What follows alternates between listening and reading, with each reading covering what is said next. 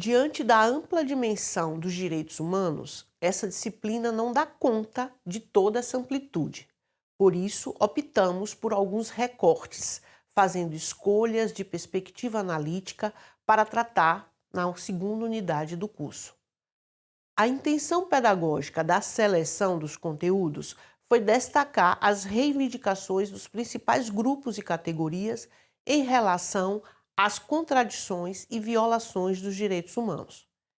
Então, os recortes abordados serão os seguintes: EDH na perspectiva geracional, tratando da infância, adolescência, juventude e velhice; EDH e questões de gênero e sexualidade, direitos sexuais e reprodutivos; EDH e problemáticas étnico-raciais, para tratar de racismo, discriminação e intolerância religiosa; EDH e demandas das pessoas com deficiência, acessibilidade e capacitismo; e, por fim, indústria cultural, mídia e violação dos direitos humanos, para abordar, discutir questões de controle, corpo e saúde.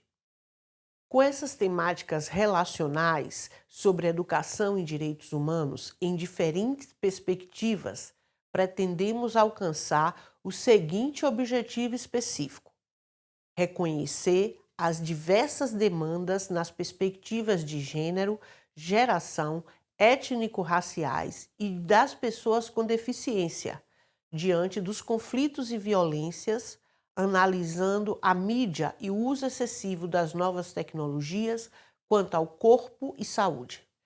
Partindo do pressuposto de que a educação em direitos humanos é uma educação continuada, de natureza permanente e global, voltada para as mudanças sociais, essa é uma formação que busca a incultação de valores, problematizando os discursos midiáticos que reforçam os preconceitos e padrões culturais.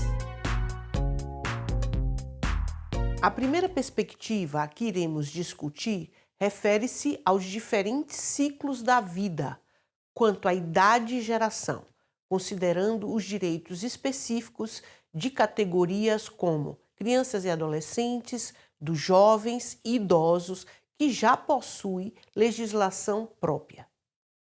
No Brasil, existem legislações específicas para atender às necessidades desses grupos geracionais que precisam ser de conhecimento público e que devem ser cumpridas e respeitadas. O Estatuto da Criança e do Adolescente tem 34 anos de existência e significou um avanço na legislação nacional por substituir o Código do Menor, que estabelecia normas distintas para esse público, superando preconceitos que atingiam os pobres enquanto menores infratores. Os Estatutos da Juventude e do Idoso são mais recentes, mas já estão consolidados como documentos necessários para a garantia dos direitos dessas categorias, como o direito de prioridade para os idosos e políticas públicas de incentivo ao primeiro emprego para os jovens. A EDH e as questões de gênero e sexualidade que serão tratadas a seguir buscam discutir os direitos das mulheres e da comunidade LGBTQIA+, conquistadas a duras penas pelos movimentos feministas inicialmente e depois pelos novos movimentos sociais que defendem a existência dos múltiplos sujeitos quanto à sexualidade. Nesse ponto, vamos analisar a importância pedagógica de combate às violências de gênero, considerando o crescimento do feminicídio e de assassinato de gays, lésbicas e travestis no país. O combate à violência é urgente e necessário nas escolas, diante das perversidades homofóbicas e misóginas que ocorrem diariamente no Brasil. Respeitar a diversidade e a sexualidade das pessoas não é apenas uma questão de bom senso. Trata-se de direitos sexuais e reprodutivos que estão previstos na lei, mas que são arbitrariamente desconsiderados por parte da população. Os direitos humanos, na perspectiva de gênero, visam garantir a igualdade de direitos entre homens e mulheres, que não ficaram claros na Declaração Universal dos Direitos Humanos, sendo necessário a realização de convenções e tratados que foram construídos pela pressão do movimento feminista a partir da década de 1970. O conceito de gênero, que tem sido utilizado politicamente pelo movimento feminista, permite refutar a ideia de uma natureza feminina que, por si só, explicaria a subordinação das mulheres.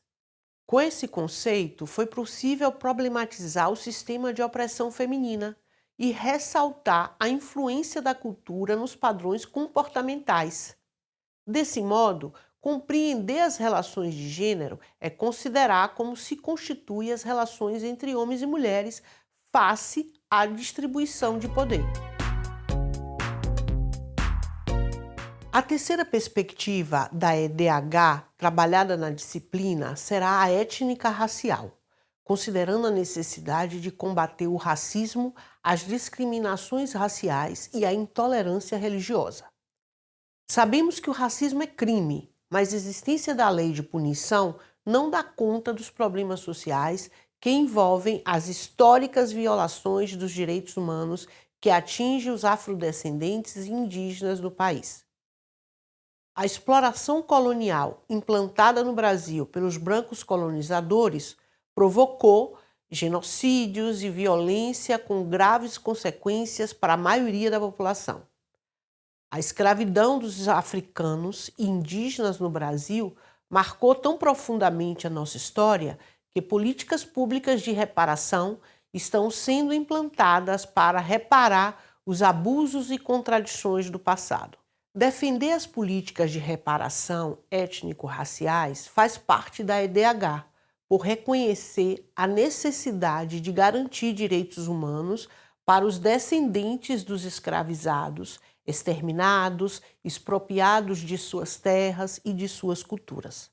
Desse modo, a escola precisa colocar em prática a Lei 10.639 de 2003 e a Lei 11.645 de 2008, que estabelecem a obrigatoriedade do ensino sobre a história e cultura afro-brasileira e indígena. Essas leis, que representam conquistas dos movimentos negro e indígena, ainda não são efetivamente cumpridas por falta de formação específica ou de concepção sobre a importância desses conhecimentos como garantia de direitos. Dando continuidade às reflexões sobre os direitos específicos para atender às necessidades de determinados grupos, vamos estudar a EDH na perspectiva das pessoas com deficiência, considerando a acessibilidade e o capacitismo como questões cruciais para garantir tais direitos, atendendo às demandas da diversidade de pessoas que compõem essa categoria.